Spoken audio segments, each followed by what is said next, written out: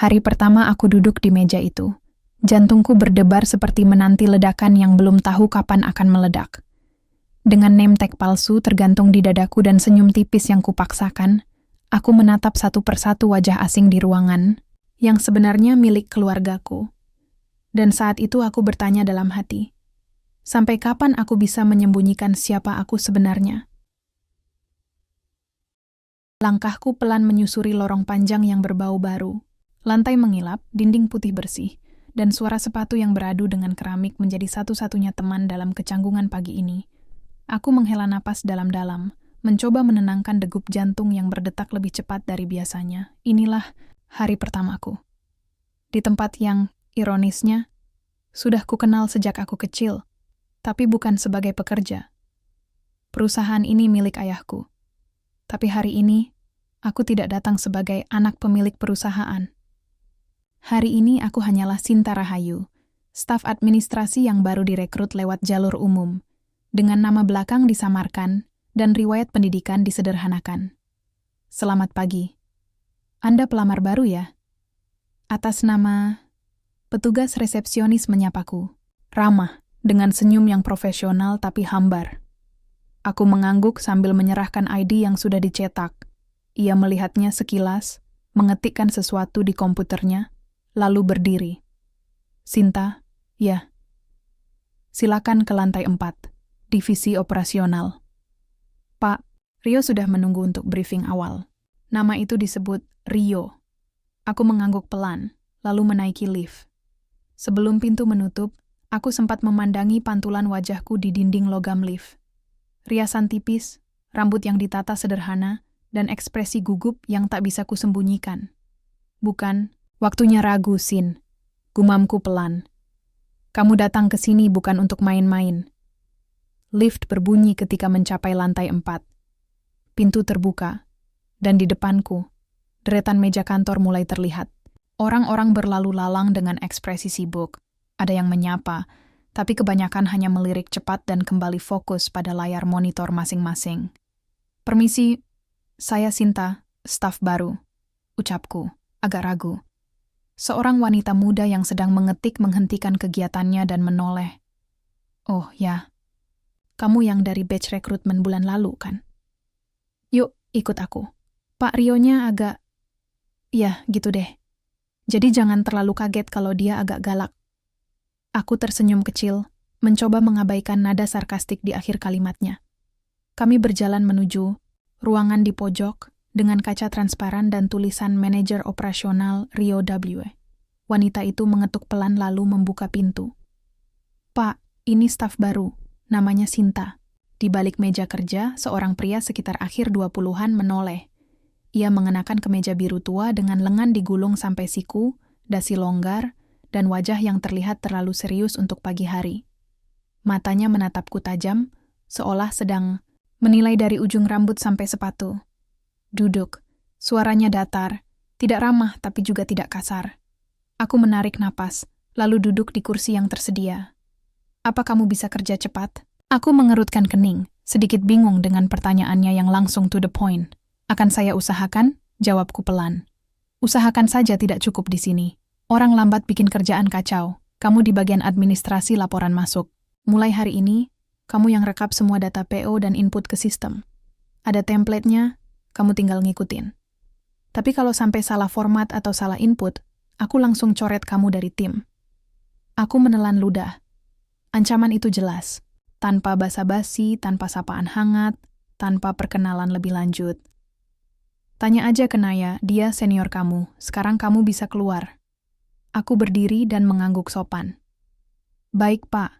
Saat aku menutup pintu ruangan itu, rasanya jantungku masih tertinggal di dalam. Aku tak menduga sikap Rio akan sedingin itu. Aku tahu, dunia kerja tidak seindah teori kampus. Tapi baru 1 jam masuk, aku sudah merasa seolah masuk hutan belantara. Aku sih udah biasa, kata Naya sambil mengangkat bahu saat aku kembali ke meja. Dia tuh gitu, dari dulu. Dikit-dikit marah, dikit-dikit ancam. Tapi ya, kalau kerja kita rapi, dia juga nggak banyak komentar. Kadang, aku hanya bisa mengangguk. Dalam hati, aku mencatat satu hal. Lingkungan ini penuh tekanan dan tidak semua orang punya pilihan untuk keluar. Waktu terasa berjalan lambat. Pekerjaanku hari itu cukup sederhana. Tapi dengan tekanan mental dari awal hari, semuanya terasa 2 kali lebih sulit. Aku menahan kantuk, mencoba tetap fokus menyesuaikan format dokumen, dan sesekali mencuri dengar percakapan karyawan lain. Di meja seberang, 2 pria muda sedang berdiskusi. Gila, kemarin gue lembur sampai jam 11, tahu-tahu hari ini dibilang data gue salah input. Padahal kan tinggal copy-paste dari vendor. Dia kayak nyari kesalahan doang nggak sih? Biar bisa bilang gue yang paling benar.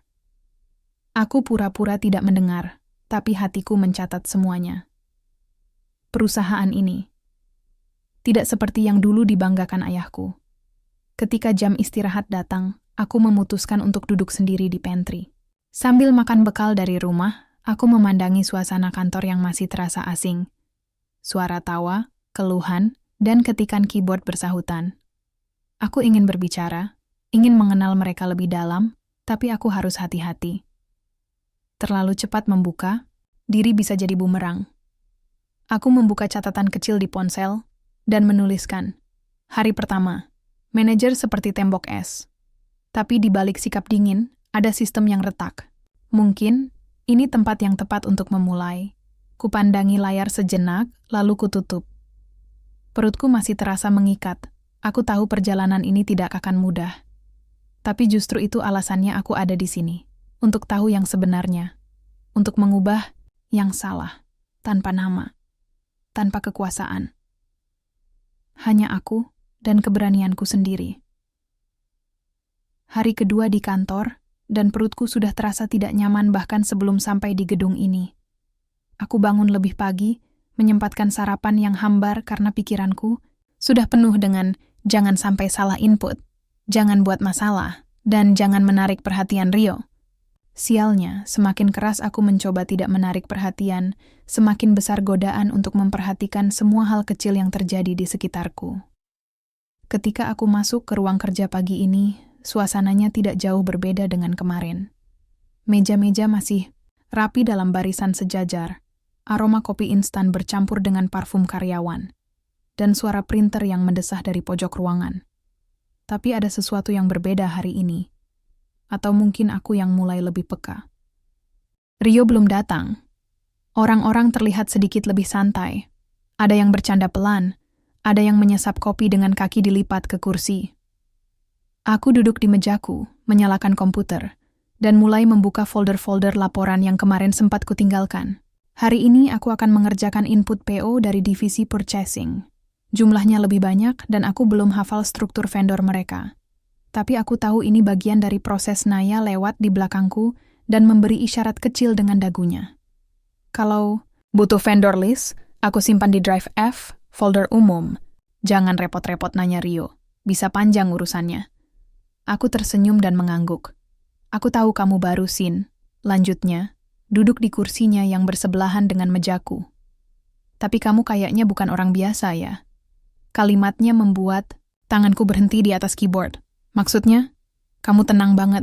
Wajahmu tuh kayak bukan anak-anak baru yang gugup. Biasanya yang baru masuk itu rada kikuk, banyak nanya, kadang sok akrab. Tapi kamu beda. Kamu ngamatin, nyatet, dan diem. Aku pura-pura tertawa kecil.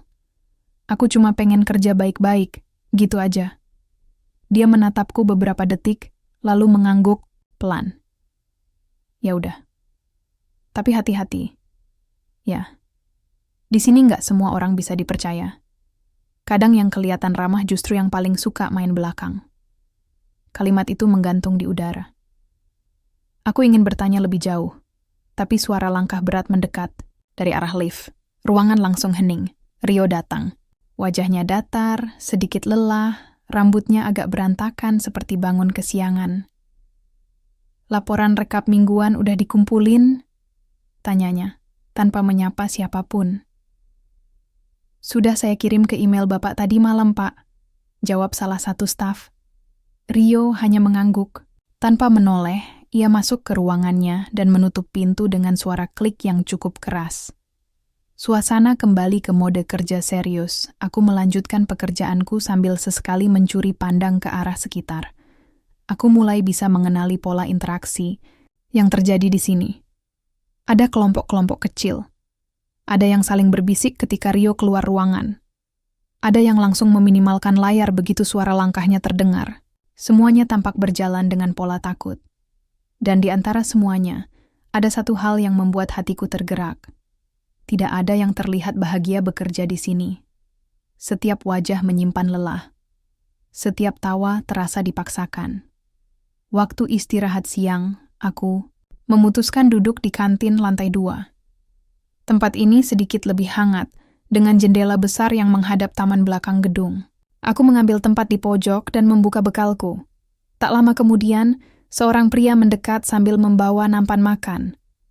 "Boleh duduk?" Aku mengangguk. "Raffi," katanya sambil tersenyum. "Divisi Purchasing. Kamu staf baru, ya?" "Sinta," jawabku sambil mengulurkan tangan. "Administrasi operasional." Raffi tampak ramah. Wajahnya cerah dan penuh semangat, kontras dengan suasana kantor yang muram. "Gimana rasanya kerja di bawah Pak Rio?" tanyanya, setengah berbisik. Aku tertawa kecil. "Tegang," dia tertawa lepas. "Klasik. Aku kerja 2 bulan di bawah dia sebelum pindah divisi. Awalnya pikir dia cuma galak, tapi ternyata lebih dari itu. Dia bisa bikin satu tim gak ngomong-ngomong, satu sama lain cuma gara-gara takut salah gerak." "Kenapa gak ada yang protes?" tanyaku pelan. "Udah. Beberapa kali. Tapi selalu mental. HR di sini tuh kayak gak punya kuasa. Semua keputusan mentok di atas. Rio itu anak emas direksi. Katanya sih karena dia bawa proyek besar waktu awal masuk." Aku menyimpan informasi itu dalam-dalam. Menarik.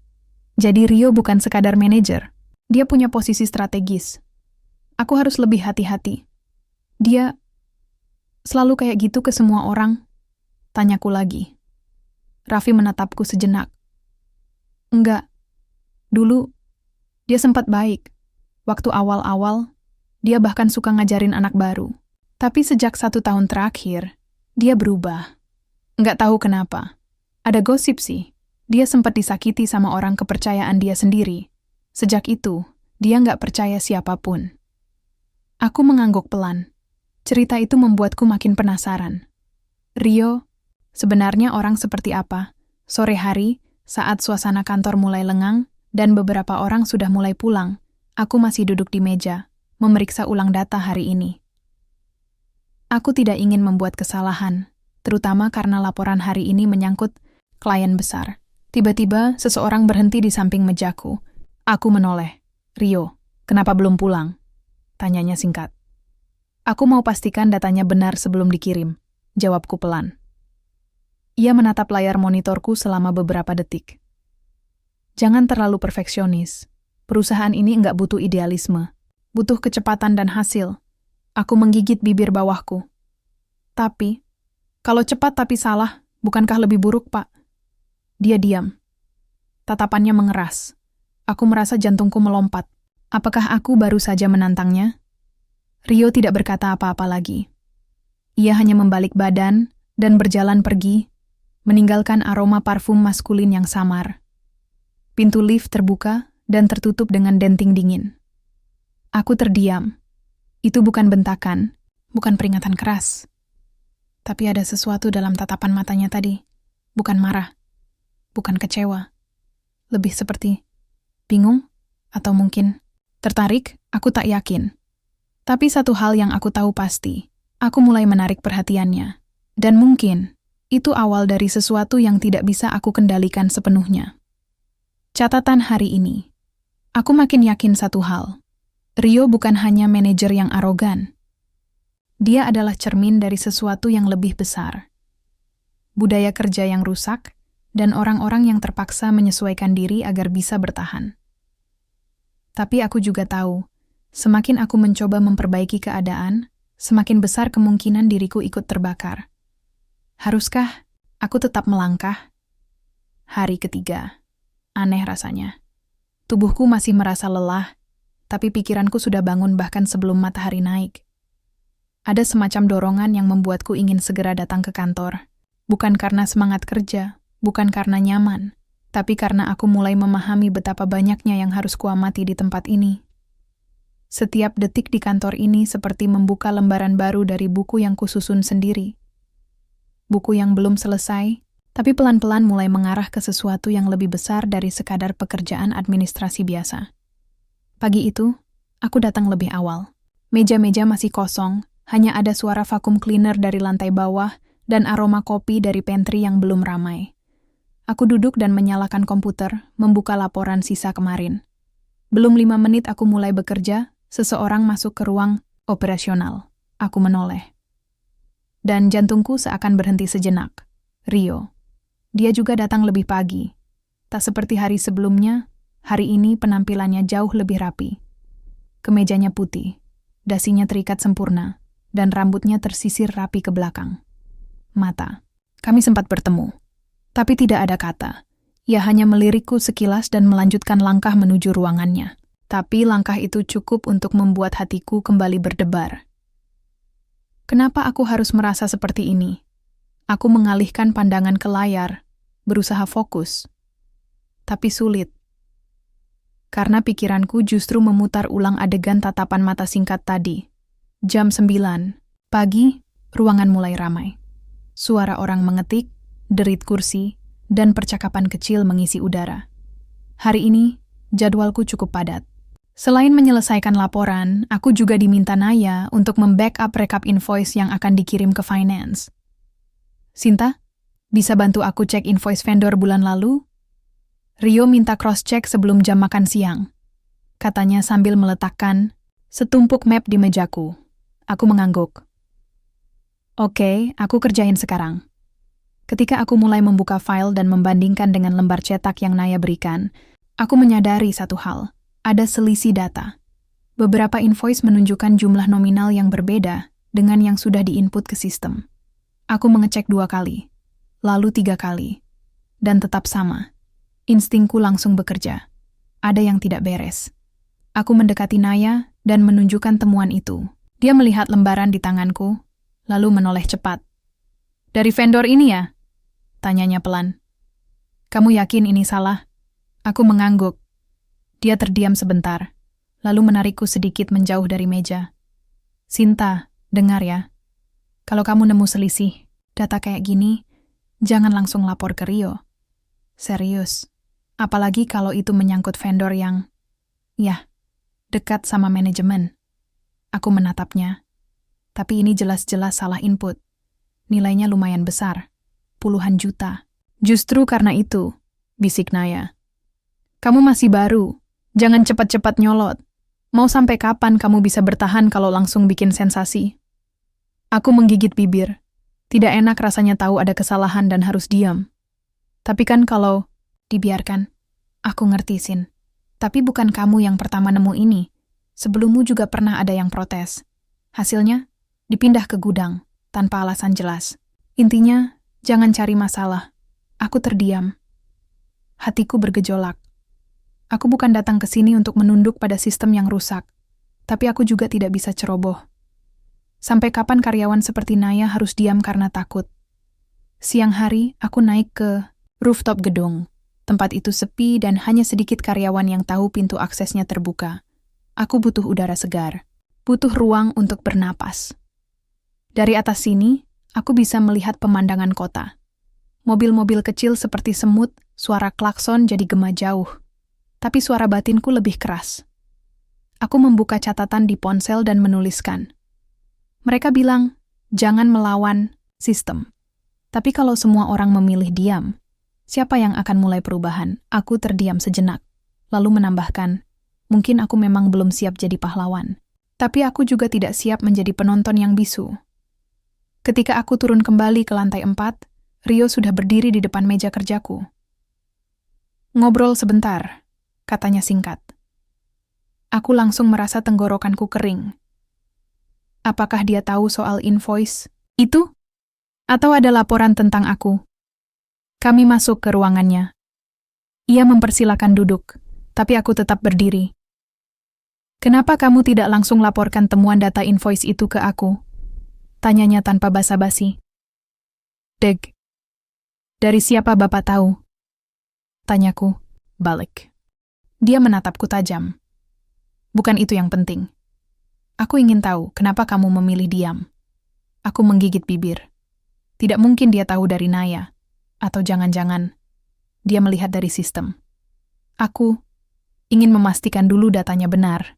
Sebelum lapor, jawabku hati-hati. Rio mendekat, berdiri tepat di depanku. Kamu tahu apa bedanya kamu dengan yang lain? Aku menahan napas. Kamu diam, tapi kamu mengamati. Kamu tahu mana yang benar, dan kamu tidak gegabah, tapi kamu juga terlalu hati-hati. Dia melangkah mundur, lalu duduk kembali di kursinya.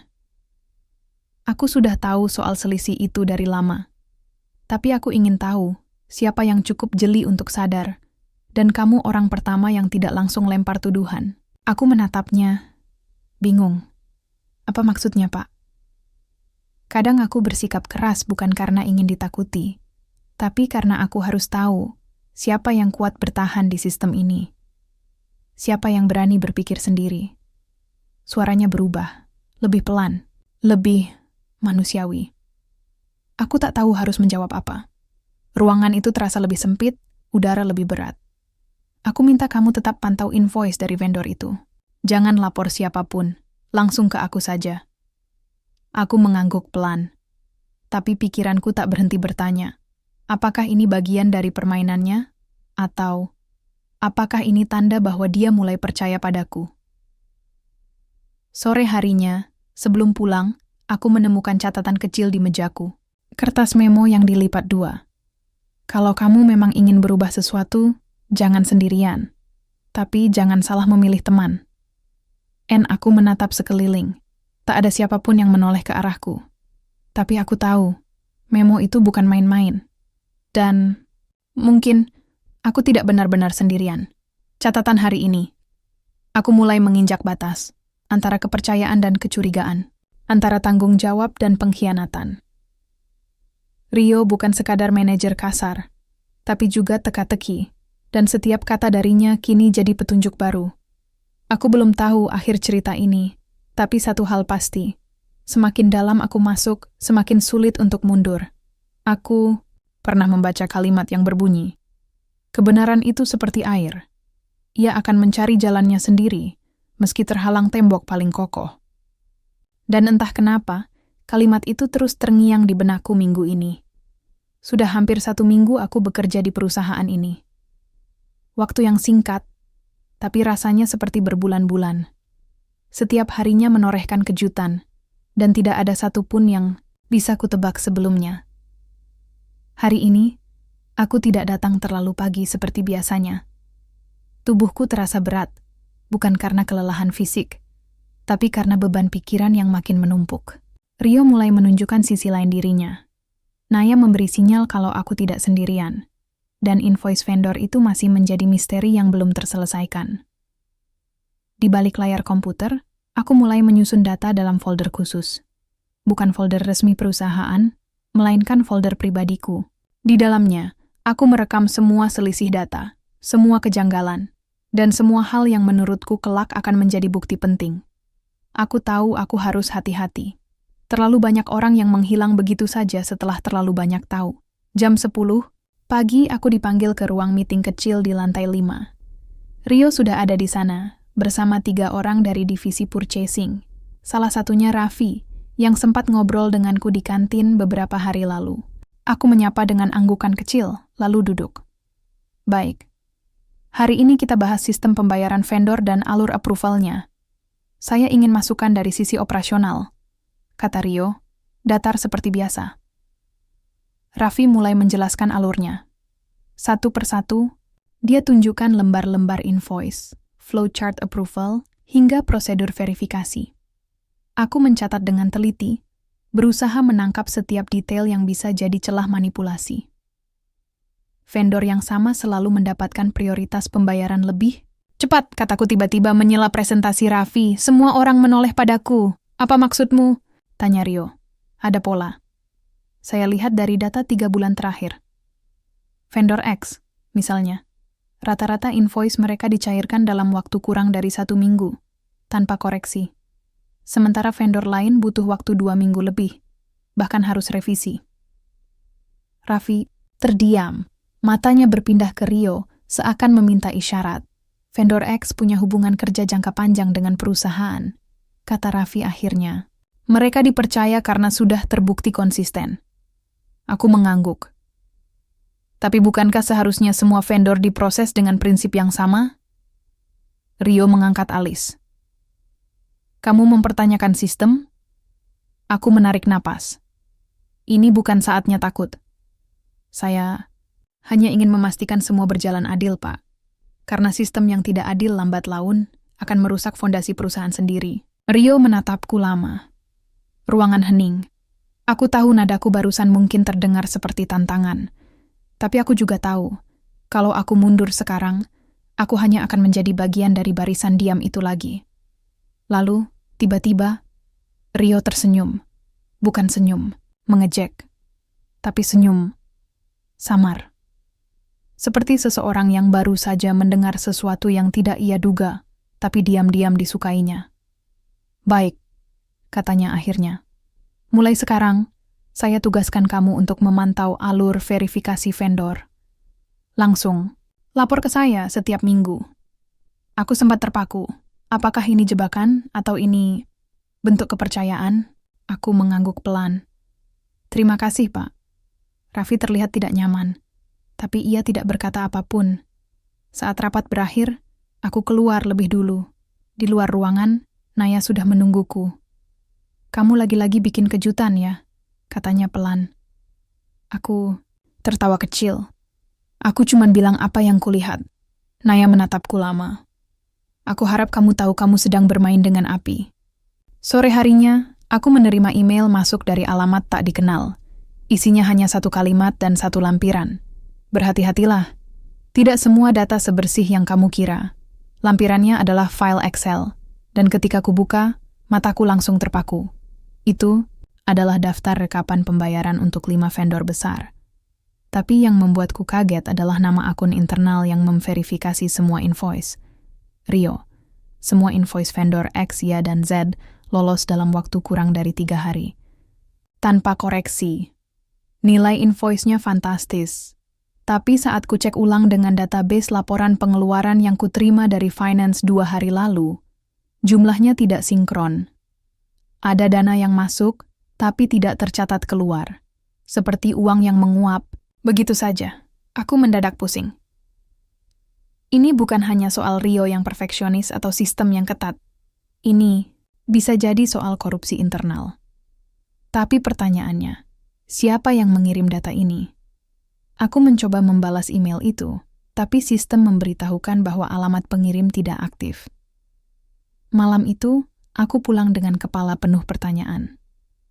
Di atas motor, angin malam memukul wajahku, tapi pikiranku terus berputar. Aku tiba di rumah, membuka laptop pribadi, dan mulai menyusun dokumen-dokumen yang kuterima. Setiap file ku beri label, setiap email ku simpan backupnya. Dan untuk pertama kalinya sejak bekerja di sini, aku merasa takut. Bukan takut akan pekerjaanku, tapi takut kalau apa yang sedang kuhadapi jauh lebih besar dari yang kubayangkan. Catatan hari ini. Roda ini mulai bergerak lebih cepat, terlalu cepat. Setiap jejak yang kutemukan mengarah pada satu nama, Rio. Tapi, kenapa dia justru memintaku untuk menyelidiki vendor yang sama? Apa dia benar-benar percaya padaku? Atau dia sedang bermain permainan yang lebih dalam? Aku tidak tahu. Tapi, satu hal pasti, aku sudah terlalu jauh untuk mundur. Ruang-ruang yang tidak pernah sama aku mulai percaya bahwa tidak semua ruang diciptakan untuk nyaman. Ada ruang yang sunyi, bukan karena sepi, tapi karena terlalu banyak rahasia di dalamnya. Dan ruangan kantor tempatku bekerja saat ini adalah salah satunya. Pagi ini berbeda. Langit berawan, dan udara Jakarta terasa lebih lembab dari biasanya. Tapi yang paling berat bukan cuaca, melainkan isi kepalaku. Email tak dikenal dengan lampiran mencurigakan itu terus menempel dalam pikiranku seperti noda yang tak bisa hilang. Aku tidak tahu siapa yang mengirimnya, tapi aku tahu maksudnya. Seseorang ingin aku tahu apa yang sebenarnya terjadi. Dan sekarang, aku sedang berjalan di atas benang tipis, antara kepercayaan dan pengkhianatan. Hari ini aku punya tugas baru, memantau proses verifikasi invoice vendor dan mencatat semua alur komunikasi antar divisi terkait. Tugas ini, jika dilihat dari luar, tampak seperti pekerjaan biasa. Tapi aku tahu, Rio menaruhku di posisi ini untuk alasan tertentu. Apakah dia mencoba mengujiku atau justru sedang menyusun jebakan? Di ruang kerja, aku duduk berhadapan dengan layar yang penuh angka dan tabel. Tapi pikiranku tidak sepenuhnya di sana. Sejak pagi tadi, aku merasa seperti diawasi. Bukan oleh kamera, bukan oleh sistem, tapi oleh mata yang tak terlihat. Setiap aku menoleh, aku menangkap lirikan dari beberapa orang yang sebelumnya tak pernah peduli padaku. Salah satunya Raffi. Ia beberapa kali melintas di dekat meja kerjaku, pura-pura memeriksa printer atau mengatur kabel yang tidak bermasalah sama sekali. Ada sesuatu dalam sorot matanya, seperti, "Peringatan?" Jam 11 siang, aku mendapat pesan dari Rio. "Bawa semua data yang kamu pegang ke ruanganku, sekarang." Jantungku berdetak lebih cepat. Aku mengumpulkan semua printout dan flash disk, lalu berjalan ke ruangannya dengan langkah hati-hati. Sesampainya di sana, Rio duduk dengan ekspresi yang tidak bisa kutebak. Di hadapannya, 2 gelas kopi. Satu untuknya, satu sudah disiapkan untukku. Aku duduk, menatapnya. "Aku sudah lihat perkembanganmu," katanya tanpa basa-basi. "Dan kamu tahu apa yang sedang kamu pegang sekarang, kan?" Aku mengangguk. "Kalau kamu pikir ini hanya soal vendor dan angka-angka kosong, kamu salah besar." Aku diam. Menunggu.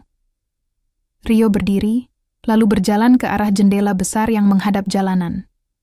Suaranya sedikit lebih rendah saat kembali bicara. "Kamu tahu kenapa perusahaan ini bisa tetap berdiri meskipun banyak isu di luar sana?" tanyanya. "Karena kamu pintar menutupi kebocoran." Jawabku tanpa pikir panjang. Rio menoleh, menatapku lama, tapi bukannya marah. Ia malah tersenyum miris. Karena sistem ini dibangun di atas kompromi. Tidak semua kebusukan harus dibongkar untuk memperbaikinya. Kadang, kita harus membiarkan beberapa bagian rusak demi menyelamatkan yang lain. Aku menelan ludah. "Jadi kamu sadar semua ini salah?" tanyaku pelan. "Aku sadar," katanya datar. "Tapi kamu juga harus sadar, tidak semua orang bisa bertahan kalau sistem ini dihancurkan." Aku menatapnya dengan campuran marah dan bingung. "Kalau kamu tahu ada yang salah, kenapa tidak bertindak?" Dia tertawa kecil, pahit. "Karena kadang, perubahan yang terlalu cepat hanya akan membuat semuanya runtuh lebih parah." Rio kembali, duduk lalu menyandarkan tubuhnya. "Aku tidak akan melarang kamu mencari tahu. Tapi aku juga tidak akan melindungimu kalau kamu melangkah terlalu jauh. Kamu harus pilih jalanmu sendiri, Sinta." Untuk pertama kalinya sejak kami bekerja sama, dia menyebut namaku dengan nada seperti manusia. Sepulang dari ruangan Rio, aku merasa kosong. Apakah ini yang disebut realita? Ketika orang-orang pintar memilih membiarkan kesalahan karena takut memperbaikinya? Ketika sistem yang korup malah dijaga karena dianggap lebih stabil? Di meja kerjaku, aku duduk lama tanpa membuka file. Rasanya seperti tenggelam di dalam keraguan. Lalu, sebuah pesan masuk ke email kantor. Kali ini bukan dari alamat anonim, tapi dari seseorang yang tak kuduga. "Nayasin, kita perlu bicara. Tapi bukan di kantor. Ada sesuatu yang harus kamu tahu. Tolong temui aku setelah jam kerja, di tempat biasa kita makan siang itu." Aku tunggu. Aku langsung merasa cemas. Setelah jam kerja selesai, aku menyusul ke tempat yang dimaksud. Warung makan kecil di pojok jalan belakang kantor. Tempat ini sederhana, tapi cukup tenang. Dan yang paling penting, jauh dari jangkauan siapa pun yang mungkin mengawasi. Naya sudah duduk di pojok, dengan minuman di tangannya. Wajahnya serius. "Aku minta maaf baru bilang sekarang," katanya pelan saat aku duduk. "Tapi aku takut. Dan aku juga nggak yakin kamu bisa dipercaya sebelumnya." Aku mengerutkan dahi. Ada apa, Nay? Dia membuka tasnya, lalu mengeluarkan sebuah flash disk kecil. Ini semua rekapan invoice fiktif dari 2 tahun terakhir. Beberapa sudah dihapus dari sistem, tapi aku berhasil simpan backupnya. Dan aku yakin kamu akan tahu apa yang harus kamu lakukan setelah lihat ini. Tanganku gemetar saat menerimanya. Kenapa kamu kasih ini ke aku? Naya tersenyum tipis. Karena kamu satu-satunya orang yang cukup nekat untuk bertanya ketika semua orang memilih diam. Dan aku capek jadi penonton. Aku ingin bertanya lebih banyak, tapi aku tahu waktunya tidak tepat. Aku harus pulang dan memeriksa isi flash disk itu secepatnya.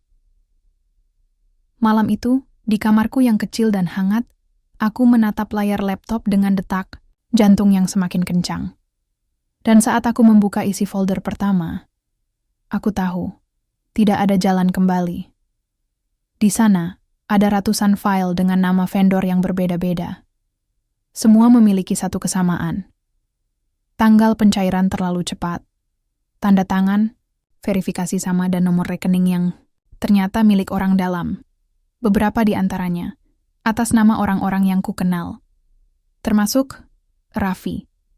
Dan yang paling mengejutkan, ada satu dokumen tertulis tangan, foto hasil scan, dengan inisial kecil di pojok bawah, S.R. Satria Ramadan. Nama lengkap Rio catatan. Hari ini, semua tembok akhirnya memperlihatkan retaknya. Tapi yang tidak kukira, retak itu bukan hanya di luar. Rio tahu semuanya, tapi ia tidak berbuat apa-apa. Sekarang aku harus memilih, menjadi bagian dari sistem yang kutentang, atau menghancurkan semuanya, termasuk dia. Apapun itu, tidak akan ada ruang yang sama setelah ini. Terang yang membakar orang bilang, semakin dekat kamu dengan kebenaran, semakin besar pula rasa takut yang datang. Aku mengira aku sudah siap. Tapi ternyata, tidak pernah ada yang benar-benar siap menghadapi kenyataan ketika semua topeng mulai jatuh satu persatu. Sejak Naya menyerahkan flash disk itu, aku tidak bisa tidur dengan tenang. Setiap malam, aku duduk di depan layar laptop, membuka satu persatu file yang tersembunyi. Semakin dalam aku menggali, semakin jelas pola korupsinya. Dan yang paling menyakitkan, semakin sering aku melihat nama Rio tertulis dalam tiap lembar verifikasi. Awalnya aku hanya menduga, tapi sekarang tidak ada ruang untuk ragu. Rio tahu. Bahkan mungkin dia dalangnya. Namun ada satu hal yang masih membuatku bimbang. Kenapa dia justru memberiku akses untuk menyelidiki semua ini? Apakah dia terlalu percaya diri? Atau dia sedang menunggu aku melakukan sesuatu? Hari itu, aku tidak langsung ke meja kerja. Sebagai gantinya, aku naik ke rooftop gedung kantor. Tempat itu biasanya sepi, hanya teknisi yang sesekali ke sana. Tapi pagi ini aku butuh udara. Jakarta terlihat sibuk dari ketinggian. Mobil, motor, gedung-gedung, dan orang-orang yang berjalan cepat seolah dikejar waktu. Tapi bagiku, waktu seperti berhenti. Detik-detik terasa menggantung di antara pilihan yang belum kuputuskan. Aku menarik napas panjang. Kemudian mengambil ponselku. Mengetik pesan singkat. Aku tahu semuanya. Kita harus bicara, tapi bukan di kantor. Kukirimkan ke Rio. Butuh 2 menit sampai dia membalas. Taman belakang apartemen jam 7 malam. Jangan bawa siapa-siapa. Hari berjalan lambat setelah itu. Di kantor aku mulai melihat perubahan. Raffi mendadak ramah, terlalu ramah. Seorang supervisor dari finance bahkan memberiku makanan kecil di meja, padahal sebelumnya tak pernah menyapa. Aku sadar, seseorang menyebarkan sesuatu, entah gosip atau perintah tak tertulis untuk memperlakukan Sinta dengan baik. Tapi itu bukan bentuk kebaikan, itu bentuk ketakutan. Dan yang lebih mencurigakan, Rio tidak terlihat seharian. Biasanya dia setidaknya akan keluar masuk ruangannya, mengawasi, memberi perintah. Tapi hari ini, hening. Aku menyelesaikan pekerjaanku seperlunya. Tidak lebih, tidak kurang. Semua data yang penting sudah kusimpan dalam hard disk eksternal. Flash disk dari Naya Aku simpan di tempat teraman, di dalam laci tersembunyi di rumah, dengan kode ganda. Aku tidak bodoh. Jika sesuatu terjadi padaku, setidaknya akan ada jejak yang bisa berbicara. Malam tiba lebih cepat dari biasanya. Aku mengenakan jaket hitam dan topi, berusaha menyamar sebisa mungkin. Taman belakang apartemen tempat tinggal Rio terletak di tengah area yang cukup sepi, hanya dihiasi lampu jalanan yang remang dan pohon-pohon palem yang diam dalam bayang-bayang. Dia sudah duduk di bangku kayu, tangan di saku. Wajahnya datar. Aku berjalan pelan, duduk di bangku seberangnya. Tak ada sapa, tak ada basa-basi, hanya diam. Hingga akhirnya, aku yang bicara duluan. Kau menyuruhku menyelidiki vendor-vendor itu, tapi ternyata kau yang selama ini menyetujui semuanya. Dia mengangguk pelan. Benar. Kenapa? Ia menatap langit sebentar, lalu kembali menatapku. Karena aku ingin tahu seberapa jauh kamu akan berani. Dan kalau aku terlalu berani, tanyaku dengan suara bergetar, maka kamu akan sampai pada titik ini. Katanya pelan. Titik di mana kamu harus memilih. Aku menggeleng. Kamu bisa menghentikannya, Rio, dari dulu. Tapi kamu memilih diam. Tidak sesederhana itu, katanya. Perusahaan ini bukan cuma soal laporan dan angka. Ada puluhan keluarga yang menggantungkan hidup mereka pada sistem ini. Dan sistem ini sudah sakit terlalu dalam. Jika kita hancurkan, semuanya ikut roboh. Dan kamu rela mempertahankan kebusukan hanya karena takut jatuh? Tidak, katanya. Aku mempertahankan apa yang bisa aku lindungi. Sampai ada orang lain yang cukup gila untuk menggantikanku. Aku terpaku. Kamu bicara seolah-olah aku penerusmu. Ia tertawa pendek. Karena kamu memang seperti aku dulu. Kami terdiam cukup lama setelah itu. Suara angin malam bersenandung pelan di antara pepohonan. Lalu aku memberanikan diri bertanya, pelan, tapi tajam. Kenapa kamu tidak pernah tanya? Siapa aku sebenarnya? Ia menoleh, menatapku lama. Karena aku sudah tahu, katanya. Jantungku berhenti sejenak. Aku tahu kamu Sinta Rahardian, putri dari pemilik perusahaan. Aku tahu sejak hari pertama kamu masuk. Aku ternganga. Dunia seperti bergeser di bawah kakiku. Kenapa kamu pura-pura tidak tahu? Karena aku ingin melihat kamu dengan mata orang biasa. Bukan anak bos, bukan pewaris, tapi seorang perempuan muda yang punya keberanian untuk bicara saat orang lain diam. Aku tidak bisa berkata apa-apa. Lalu dia melanjutkan, suaranya lebih pelan seperti bisikan. Dan sekarang aku harus bilang, waktumu hampir habis. Orang-orang mulai tahu kamu menggali sesuatu. Beberapa dari mereka tidak akan diam. Aku menggenggam lututku, menahan gemetar. Lalu aku harus bagaimana, Rio? Dia berdiri, menatapku dalam. Lawan mereka. Tapi jangan sendirian. Dengan siapa? Ia hanya menatapku sejenak sebelum berbalik dan berjalan pergi. Tanpa menjawab. Aku pulang malam itu dengan dada sesak. Ternyata, Rio bukan hanya tahu, tapi membiarkanku bermain dalam labirin ini, menunggu aku menemukan jalan keluarnya, sendiri. Mungkin ia sudah muak, mungkin ia memang lelah. Tapi apakah pantas bagiku untuk memaafkannya? Apakah rasa bersalahnya cukup untuk menebus kerusakan yang terjadi selama ini? Aku tidak tahu, yang ku tahu hanya satu. Aku tidak bisa diam. Tidak lagi. Catatan, hari ini dia tahu. Sejak awal, dia tahu siapa aku. Dan selama ini, dia menunggu aku menjadi seperti dia. Tapi aku bukan dia. Aku tidak ingin jadi bagian dari kebusukan yang mereka jaga. Aku tidak tahu siapa yang bisa kupercaya. Tapi aku tahu, perang ini sudah dimulai, dan aku harus berdiri, dengan segala yang aku punya. Api dalam dinding tak ada yang lebih sunyi daripada kantor yang mulai menyadari ada mata-mata di dalamnya. Sejak malam pertemuan di taman bersama Rio, segalanya berubah. Tatapan para karyawan yang biasanya menghindar kini menelanku dalam diam. Senyum basa-basi tak lagi muncul. Bahkan mesin kopi di pantry yang biasanya ramai kini terdengar terlalu nyaring di ruang hampa yang mencekam. Aku tahu, aku sedang diperhatikan.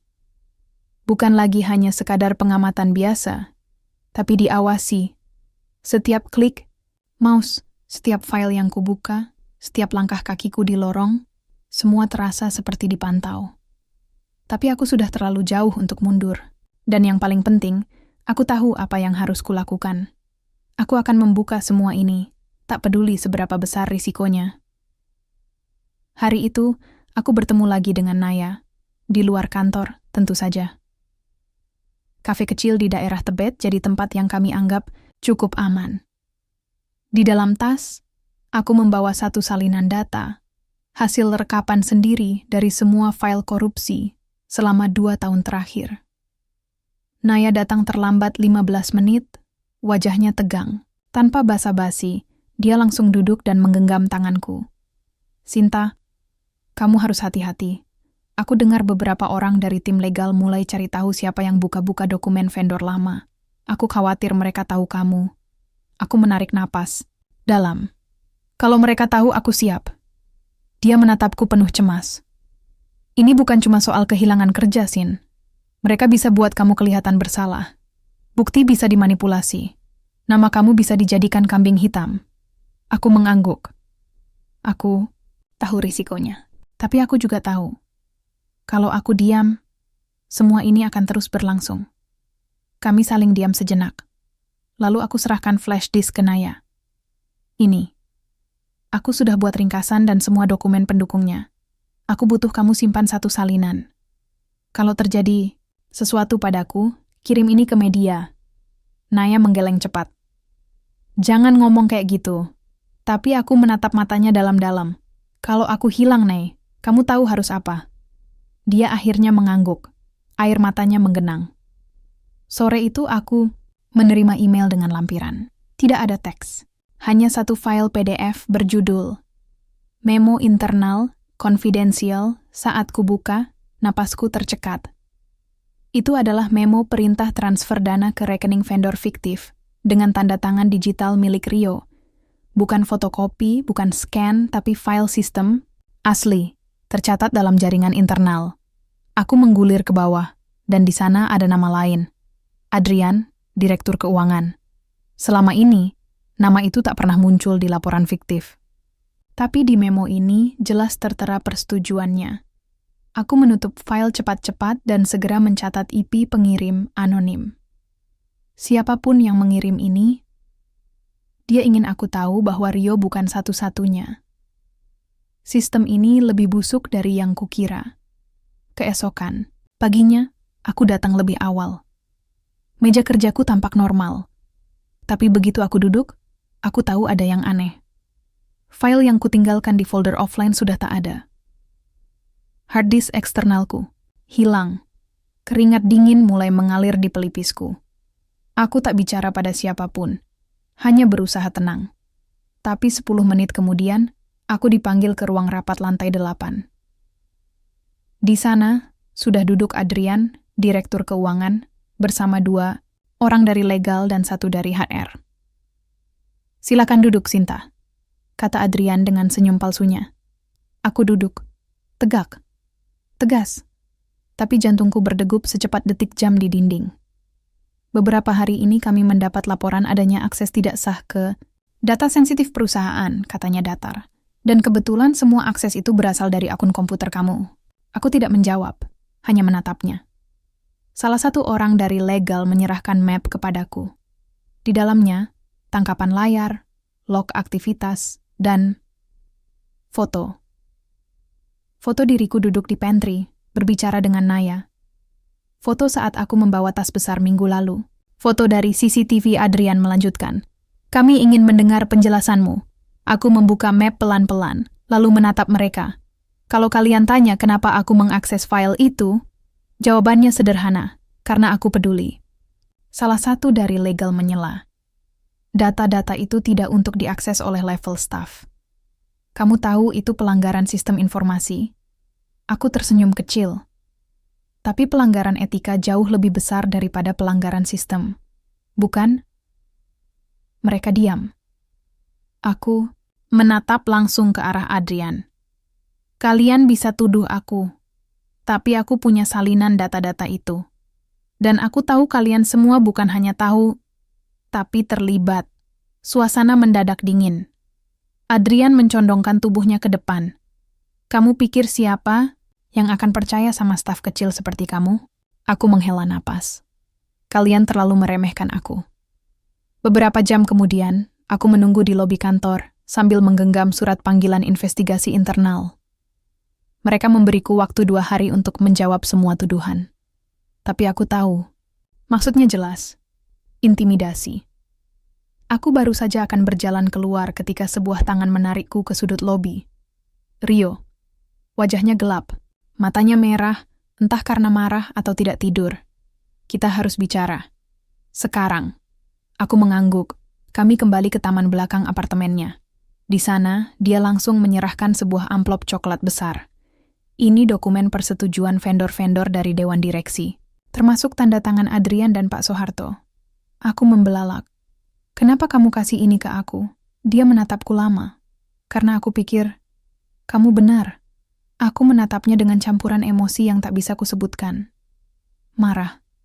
Sedih. Bingung. Dan, di satu sisi, lega. Tapi kamu juga salah, lanjutnya. Kamu salah karena kamu pikir kamu bisa lakukan ini sendirian. Air mataku jatuh. Aku pikir kamu akan melindungi aku, kataku pelan. Dia menggeleng. Aku tidak bisa melindungi kamu, Sinta. Tapi aku bisa bantu kamu melindungi kebenaran. Catatan hari ini.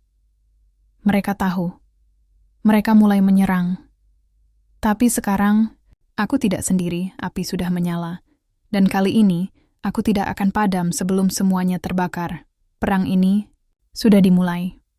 Apakah kamu ingin saya lanjutkan ke bab 8? Saat Sinta mulai membuka data ke publik dan memilih antara memaafkan atau menjatuhkan Rio dan sistem yang ia perjuangkan. Menyalakan langit ketika kau menyulut api, jangan berharap hanya abu yang tersisa. Kadang, nyalanya membakar lebih dari yang kau kira, bahkan hatimu sendiri. Dan malam itu, aku merasa terbakar habis. Aku berdiri di depan ruangan rapat direksi, tangan menggenggam amplop besar berisi seluruh salinan data. Memo internal, bukti aliran dana, rekaman percakapan yang dikumpulkan Rio, dan satu surat pernyataan dari 3 karyawan lama yang akhirnya berani bicara. Hari ini adalah rapat bulanan yang dihadiri oleh para direktur dan ayahku, Pak Rahardian, sang pemilik perusahaan. Mereka tidak tahu aku akan datang. Tapi aku tidak peduli lagi. Sudah cukup bermain di balik layar. Kini waktunya berdiri, di tengah, di terang, dan bersuara. Permisi. Ucapku, mendorong pintu ruang rapat. Semua kepala menoleh. 5 pasang mata, penuh keheranan, 1 pasang mata tak berkedip, Rio, dan 1 lagi, ayahku. Maaf saya mengganggu, kataku dengan suara yang kutahan agar tak bergetar. Tapi saya punya sesuatu yang harus disampaikan, sesuatu yang tak bisa lagi ditunda. Pak Soeharto, direktur tertua, berdehem tidak sabar. Kamu siapa? Dan apa hakmu masuk ke ruangan? Ini tanpa izin? Aku menarik napas dalam, lalu menatap lurus ke arah ayahku. Saya Sinta Rahardian, putri dari pemilik perusahaan ini. Kejutan meledak dalam ruangan. Beberapa direktur saling memandang, beberapa tampak bingung, beberapa terlihat kesal. Tapi ayahku hanya duduk diam, wajahnya keras. Bukan karena marah, tapi karena tahu saat ini akhirnya datang. Rio menunduk. Ia tahu ini akan terjadi. Aku mengeluarkan semua dokumen dari amplop dan meletakkannya di tengah meja. Inilah wajah sebenarnya dari perusahaan yang kalian kelola. Selama hampir 1 jam aku menjelaskan semuanya dari vendor fiktif, aliran dana gelap, rekayasa laporan keuangan, sampai ancaman terhadap karyawan yang berusaha jujur. Aku tunjukkan bukti. Kutampilkan layar laptop yang berisi log aktivitas. Kutunjukkan memo internal dengan tanda tangan Adrian dan Pak Soeharto. Tidak ada ruang untuk menyangkal. Ketika aku selesai, ruangan itu hening. Bahkan detik jam dinding pun terdengar seperti palu hakim. Ayahku akhirnya bicara. "Sinta, kenapa kamu lakukan semua ini sendirian?" Pertanyaannya seperti pisau. Karena justru itulah yang menyakitkan. Selama ini aku sendirian. Aku menatapnya. Karena aku sudah lelah melihat orang-orang takut. Karena aku muak melihat perusahaan ini dibentuk dari ketidakadilan dan diamnya para pemimpin. Aku berhenti sejenak, lalu melanjutkan. Dan karena aku ingin membangun ulang tempat ini. Dari dasar. Dengan jujur. Adrian berdiri dari kursinya, wajah merah. "Ini fitnah, semua ini bisa direkayasa. Anak ini tidak punya kapasitas, aku punya segalanya," seruku, menghentikannya. "Dan jika kalian tidak mengambil tindakan, aku akan serahkan semuanya ke media, LSM, bahkan ke aparat hukum." Pak Soeharto berdiri perlahan. Wajahnya tegang. "Kamu pikir kamu siapa? Anak manja yang baru lulus dan langsung ingin bersih-bersih tanpa tahu medan?" Aku menatap tajam padanya. Aku anak dari seseorang yang pernah membangun perusahaan ini dengan idealisme. Dan aku tidak akan biarkan idealisme itu dikubur oleh keserakahan seperti kalian. Setelah debat panjang dan tensi tinggi, rapat berakhir dengan keputusan darurat, pembentukan tim investigasi independen, pemberhentian sementara Adrian dan Pak Soeharto, serta audit menyeluruh terhadap laporan keuangan 2 tahun terakhir. Aku keluar dari ruangan dengan kaki lemas, tapi hati ringan, namun Rio mengejarku di lorong. "Sinta," aku berbalik. Dia berdiri beberapa langkah di belakangku, wajahnya penuh rasa yang sulit dijelaskan. "Kenapa kamu tidak jatuhkan aku juga? Kamu bisa saja menyeretku. Tapi kamu tidak lakukan." Aku menatapnya lama. Banyak hal ingin kukatakan, tapi hanya satu yang keluar. "Karena kamu pernah beri aku kesempatan untuk bicara. Bahkan saat kamu sendiri sudah tenggelam."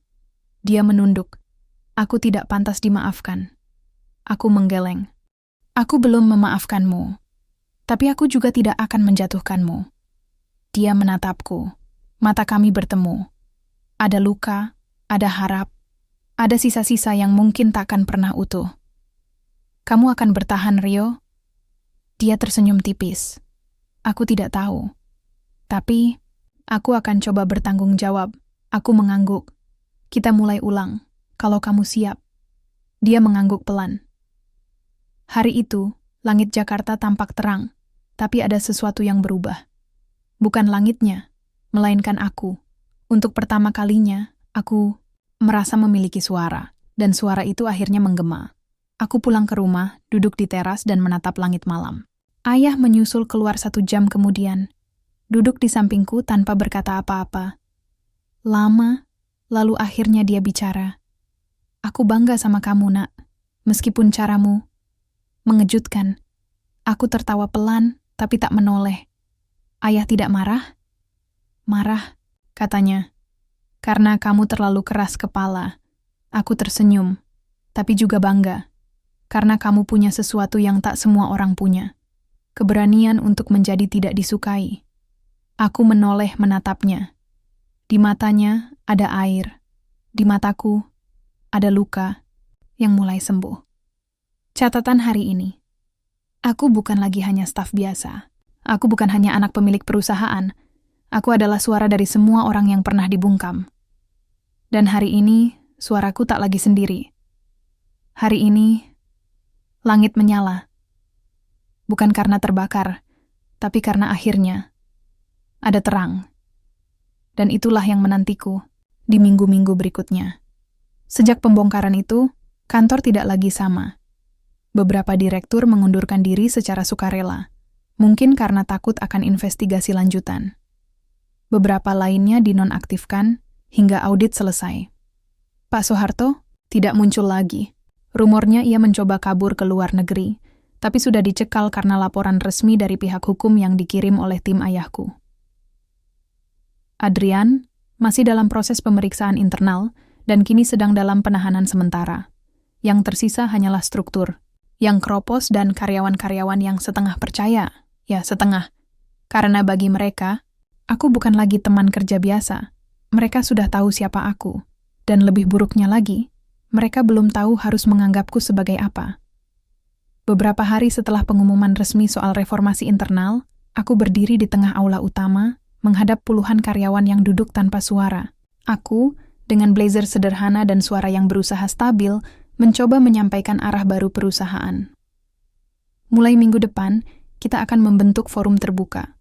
Setiap divisi akan punya perwakilan untuk menyuarakan keluhan dan usulan. Semua kebijakan akan transparan. Tidak akan ada lagi sistem senioritas yang menyakiti. Dan tidak ada satupun atasan yang boleh merasa lebih tinggi dari manusia lainnya. Diam. Hanya detak jarum jam dan gesekan sepatu ke lantai. Aku melanjutkan, lebih pelan. Aku tahu, kalian belum sepenuhnya percaya padaku. Aku tidak akan memaksa. Kumatikan, Mike, lalu menatap mereka satu persatu. Tapi izinkan aku membuktikan diri. Malam itu, aku menangis di ruang kerjaku yang baru. Ya, sekarang aku punya ruangan sendiri. Tapi anehnya, rasanya lebih sempit dari meja kecil di pojok HCR dulu. Rio datang membawa 2 cangkir kopi. Kamu kerja terlalu malam, katanya pelan, meletakkan salah satunya di meja. Aku mengusap wajah, berusaha menelan sisa air mata. Kalau aku berhenti sekarang, semua ini akan runtuh. Dia duduk di kursi seberang, menatapku dengan tenang. Kalau kamu tumbang, semua ini tetap akan runtuh. Aku diam.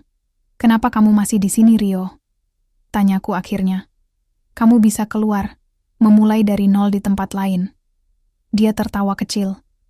Aku pikir, ini caraku menebus semuanya. Setidaknya, sampai kamu bilang cukup. Hari demi hari, aku turun langsung ke setiap divisi. Bukan sebagai atasan, tapi sebagai pendengar. Aku mendengar keluh kesah para staf yang dulu takut bicara. Tentang jam lembur yang tidak dibayar. Tentang atasan yang menghina di depan umum. Tentang promosi yang selalu berdasarkan kedekatan, bukan kualitas. Aku mencatat semuanya.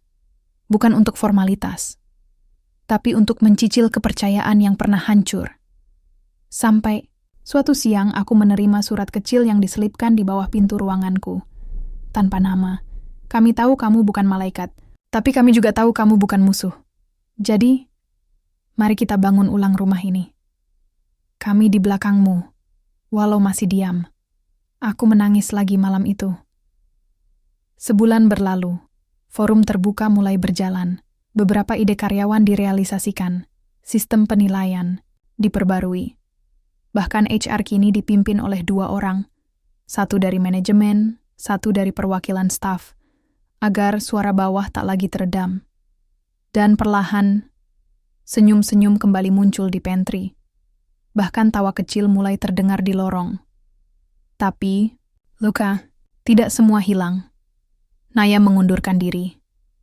Bukan karena kecewa, tapi karena ingin mengejar beasiswa ke luar negeri. Aku percaya kamu akan jaga tempat ini, Sin, katanya saat perpisahan. Tapi aku juga percaya kamu butuh waktu untuk sembuh, sama seperti perusahaan ini. Dia memelukku erat, dan aku menangis lagi. Tapi kali ini, bukan karena sakit, karena kehilangan yang manis rasanya seperti pelukan terakhir dari masa lalu. Suatu malam aku dan ayah duduk berdua di balkon rumah. Aku, lihat kamu mulai diterima, katanya sambil menyesap teh. Aku masih takut mengecewakan. Dia tersenyum. Kamu sudah mengubah sesuatu yang besar dengan caramu sendiri. Itu sudah lebih dari cukup. Aku memeluk lutut, menatap lampu kota. Apakah perubahan akan bertahan ya? Ayah menatap langit. Kalau pondasinya dibangun di atas kejujuran, bukan di atas nama, maka akan bertahan.